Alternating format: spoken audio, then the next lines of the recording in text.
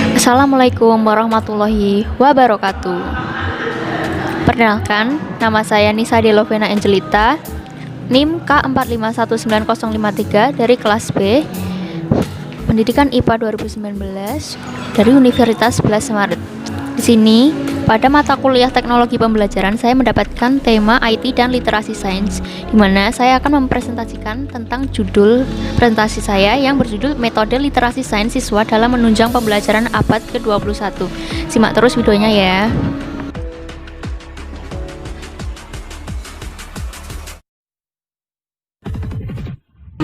Oke, langsung saja kita menuju ke subbab yang pertama, yaitu apakah yang dimaksud dengan literasi sains. Literasi sains atau science literacy berasal dari kata Latin yaitu literatus yang artinya huruf, melek huruf atau berpendidikan, dan scientia yang artinya memiliki pengetahuan. Jadi, literasi sains ini adalah segala kemampuan yang berkaitan dengan cara mencari tahu tentang alam secara sistematis. Sehingga, sains bukan hanya penguasaan kumpulan pengetahuan yang berupa fakta-fakta, konsep-konsep, atau prinsip-prinsip saja, tapi juga merupakan suatu proses penemuan. Ini dikutip dari Debur pada tahun 2000. Oke, kita menuju ke subbab yang kedua. Subbab kedua berisi tentang apakah yang dimaksud dengan pembelajaran IPA. Jadi, pembelajaran berbasis sains atau IPA adalah proses transfer ilmu dua arah antara guru ini sebagai pemberi informasi dan siswa sebagai penerima informasi dengan strategi atau metode tertentu. Dengan demikian, pembelajaran akan lebih kreatif, inovatif, dan siswa pun dapat lebih aktif dalam proses pembelajaran.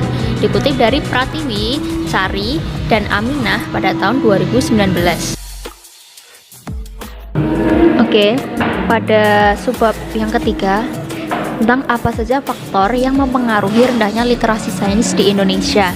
Yang pertama ada penyalahgunaan perkembangan dan kemajuan iptek yang makin canggih.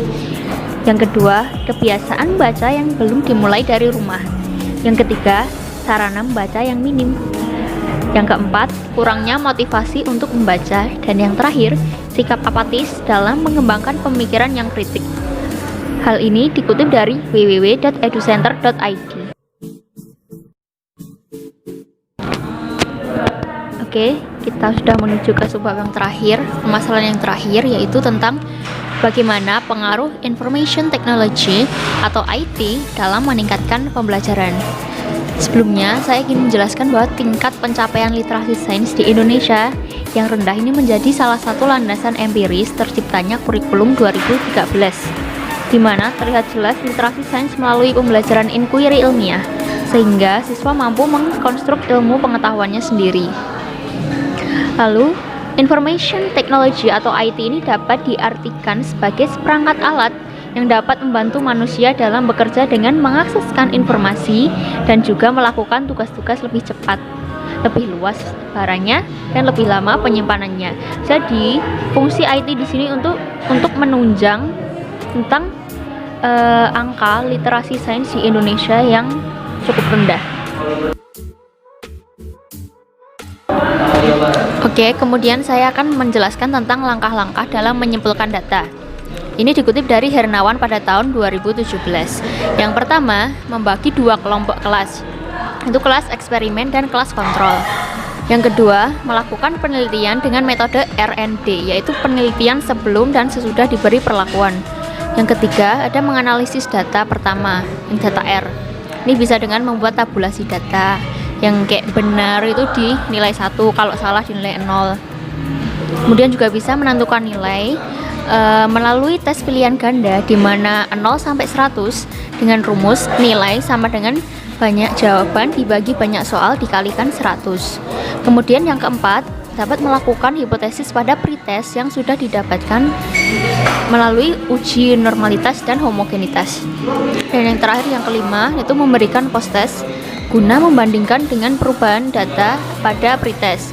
Ini akan diperoleh hasil analisis nilai-nilai rata-rata n-gain-nya untuk kelas eksperimennya itu 0,03. Hasil uji parametriknya pada taraf signifikansi 0,05 ini diperoleh hasil bahwa terdapat perbedaan yang signifikan antara sebelum dan sesudah pemberian perlakuan pembelajaran inquiry terbimbing berbasis IT ini. Berdasarkan nilai hitung X kuadrat hitungnya 6,604 dan X kuadrat tabelnya 41,332. Ini bisa dilihat pada tabelnya, dan hasilnya X kuadrat hitung kurang dari X kuadrat tabel.